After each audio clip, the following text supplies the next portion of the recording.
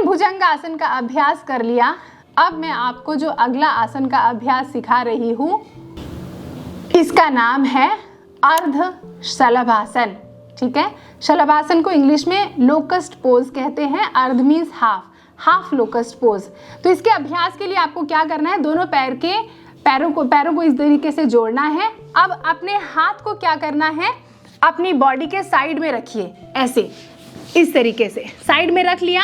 फिर धीरे से अपनी बॉडी के अंदर अपने हाथों को ऐसे टक कर दीजिए और आप अपनी चिन को, जो ठुड्डी है ना, चिन को ऐसे मैट पर रखेंगे, माथे को नहीं रखेंगे, चिन को, क्योंकि जब आप अपने पैर को उठाएंगे ना तो आपको आपकी चिन से थोड़ा सपोर्ट मिलेगा। तो अपनी चिन को ऐसे रखिए, पैरों को जोड़ के रखिए और फिर उसके बाद धीरे से अपने एक पैर को इस तरीके से जितना हो सके नीचे से उठाएंगे ऐसे और होल्ड करके रखिए। 1 2 3 4 5 और ड्रॉप कर दें। फिर उसके बाद लेफ्ट को उठाएं और होल्ड करें।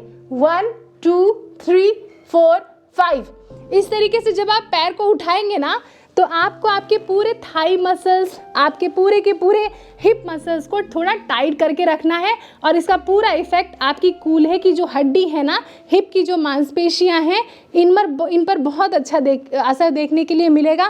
साइटिका के लिए तो ये अभ्यास रामबाण है। फिर से देखिए, अपने ठुड्डी को मैट पर ड्रॉप किया और फिर उसके बाद ऐसे पैर को जितना हो सके ऊपर उठाएं, ऐसे ब्रीथ करते रहें, चाहे तो 10 काउंट्स तक होल्ड करें और फिर उसके बाद ड्रॉप करें। फिर उसके बाद पैर को उठाएं। अगर सांस रोक सकते हैं तो रोके, बहुत अच्छी बात है। नहीं रोक सकते हैं तो इस तरीके से 5 से 10 सेकेंड होल्ड करें, ऐसे ब्रीथ करते रहें या सांस को रोकें। फिर ड्रॉप कर दें, फिर उसके बाद उठाएं और फिर ड्रॉप करें।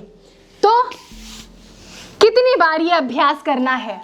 इस अभ्यास को आपको कम से कम 5 बार 10 बार कर लेना है। 5 बार 10 बार ना हो तो आप क्या करें कि इसका अभ्यास 3 बार ही करें और कोशिश करें ज़्यादा से ज़्यादा देर तक रोकें। तो शलभासन का अभ्यास जब आप कर रहे हैं, ना सिर्फ ये स्पाइनल कॉर्ड को स्वस्थ रखेगा, इसका बेनिफिट सिर्फ स्पाइनल कॉर्ड के डिसऑर्डर के लिए ही नहीं, बल्कि पेट के बल लेटे हुए हैं तो पूरे पेट की मांसपेशियां भी मजबूत हो रही है, सारे आंतरिक अंगों पर दबाव मिल रहा है इसका, साथ ही पूरे जननांगों पर इसका बड़ा अच्छा इफेक्ट देखने के लिए मिलता है। अब जब ये अभ्यास कर लें आप कुछ दिन, तो फिर क्या करें, शलभासन का एक और वेरिएशन करते हैं, या इसको रिवर्स बोट पोज भी कहते हैं, विपरीत नौकासन, विपरीत नवासन के नाम से भी जानते हैं।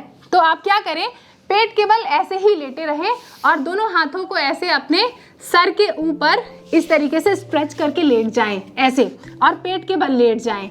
फिर उसके बाद अपने हेड को, माथे को मैट पर ऐसे ड्रॉप कर दें। फिर उसके बाद सांस लेते हुए हाथ को उठाएं और पैर को उठाएं इस तरीके से, और पूरी बॉडी का वेट आपने पेट पर कर रखा है। और फिर उसके बाद धीरे से हेड को ड्रॉप कर दें, ऐसे। सांस लें, सांसों को रोकें। 1 2 3 4 5, एक्सहेल। फिर से उठाएं, सांस लें, होल्ड करें। 1 2 3 4 5 6 7 8 9 एंड 10। अगर सांसों को आप ना रोक पाए ना, कोई प्रॉब्लम की बात नहीं है। शुरू में बहुत से लोगों को सांसों को रोकने में दिक्कत आती है, तो आप क्या करें, बस हाथ को उठाएं, पैर को उठाएं, पेट पर पूरा भार रखें और फिर सांस लेते रहें, जितनी देर तक होल्ड कर सकते हैं होल्ड करें और फिर ड्रॉप कर दें। बस इतना सा अभ्यास करें, फिर से रिलैक्स करें। मकर आसन में आराम से पेट के बल लेटे हुए मकर आसन में आराम करें। ब्रीद करें, ब्रीद करें, ब्रीद करें। अगर आपने मेरे द्वारा बताए हुए इन आसनों का अभ्यास निरंतर किया ना, तो आप कुछ ही दिनों में देखेंगे आपकी स्पाइनल कॉर्ड में गजब का चेंज। आपकी पूरी की पूरी रीढ़ की हड्डी कैसे स्वस्थ होने लगी है, उसमें और भी ज़्यादा फ्लेक्सिबिलिटी आने लगी है, और जो मांसपेशियां हैं ना वर्टिब्रास के आसपास, उनमें भी मजबूती आने लगी है। तो ये सारा काम जब होगा तो ऑटोमेटिकली बैक पेन की समस्या, स्लिप डिस्क की समस्या, साइटिका पेन में गजब का चेंज देखने के लिए मिलेगा।